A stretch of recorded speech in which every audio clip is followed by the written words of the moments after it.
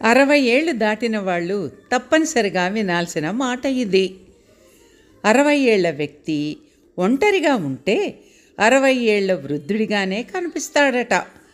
ఇద్దరు 60 ఏళ్ల వ్యక్తులు కలిస్తే 30 ఏళ్ల యువకులుగా కనిపిస్తారట.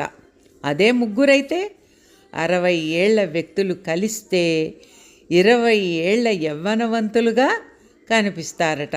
బాబోయ్, అదే 6 60 ఏళ్ల వృద్ధులు కలిస్తే వాళ్ళు స్కూల్కి వెళ్ళే పిల్లల వలె కనిపిస్తారట. అందుకే ప్రతి ఒక్కరూ స్నేహితులను మర్చిపోకుండా నిత్యం కలుస్తూ ఉంటే వారిలో వృద్ధాప్య ఛాయలు అసలు కనిపించవట. స్నేహితులను ఎప్పుడూ కూడా మరచిపోవద్దు. అంతేకాదు, కలవడం అసలే మర్చిపోవద్దు.